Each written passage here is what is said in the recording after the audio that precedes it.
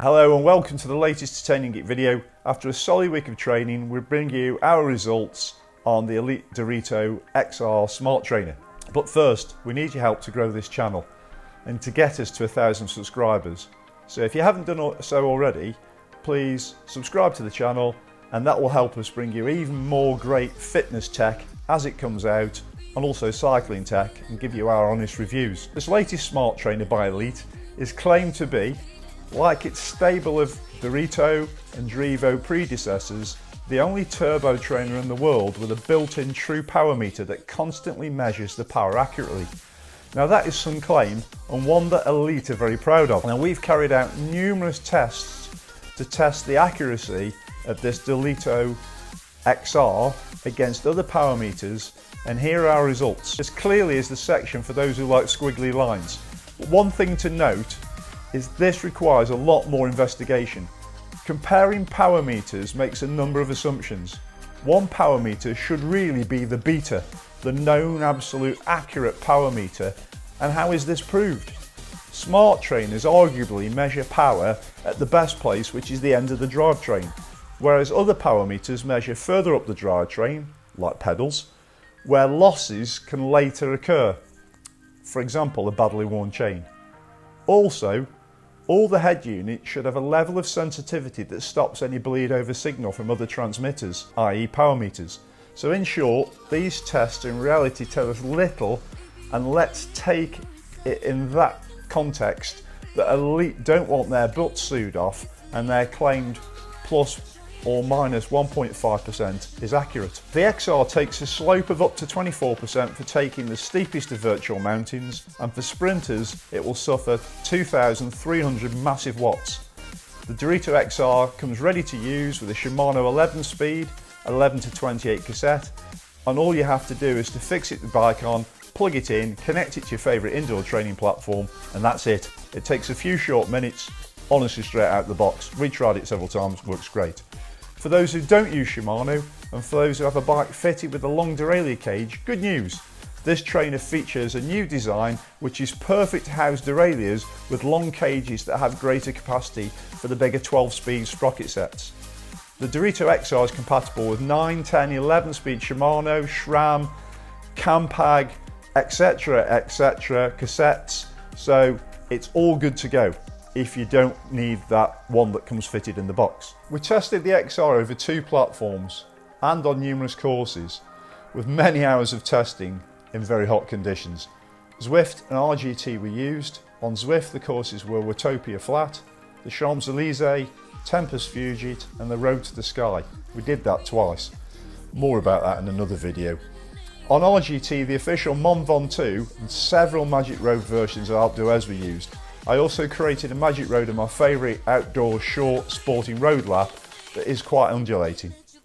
So tests were carried out using Bluetooth and ANT Plus connections, and on both Apple TV and MacBook.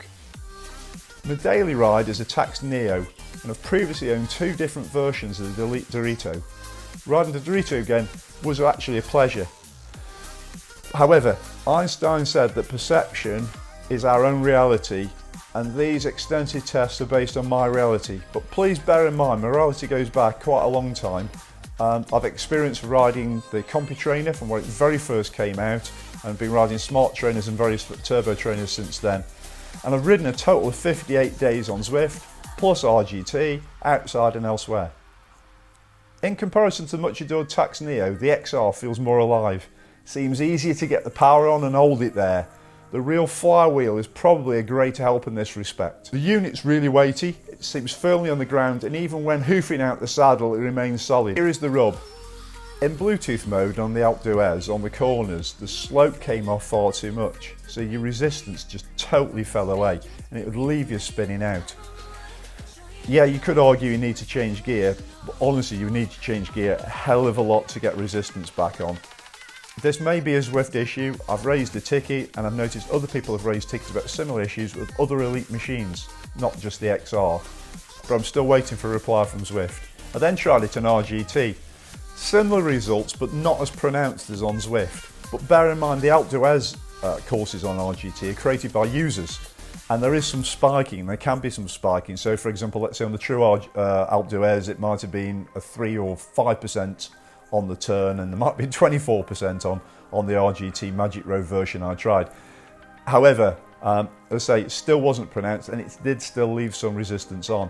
What I then did is went onto the Mont Ventoux course on RGT, which is an official course, which is bob on arguably, and the Direto reacted really well to the changes in the course. It was solid, smooth, and I never felt like I was spinning out when the course changed by any dramatic level of slope. In workout mode, in erg, which personally don't like erg, but anyway, that's just my own bias, I did notice that sometimes to get the pedals moving required a Herculean effort. Again, this seems to be an issue at the Zwift end, and there are a number of tickets out there with people with elite smart trainers, and Zwift said it's a known issue. However, once you get the gorillas off your ankles, all was good, and it worked perfectly well, and it was brilliant. So overall, it's a top-end turbo trainer that I personally prefer to the Tacx Neo. You might have to sit down and wipe your brow at that one, but that's just my view.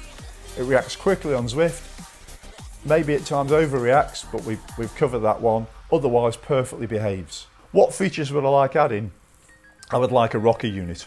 I would like it naturally to have rocking built in. I think with the Sturzo Smart up front for steering, this could be a real knockout blow for the competition. But price-wise, this is a top-end trainer, and it retails at some places in the UK, according to Google Shopping, at £765 UK, which is terrific, considering that some of its competitors are £1,000. So a great turbo trainer, really good, big thumbs up from us. Thanks for watching, really appreciate your time to support the channel and to watch these, and we've got more stuff coming up on the Sturzo Smart, so thanks ever so much, ride on.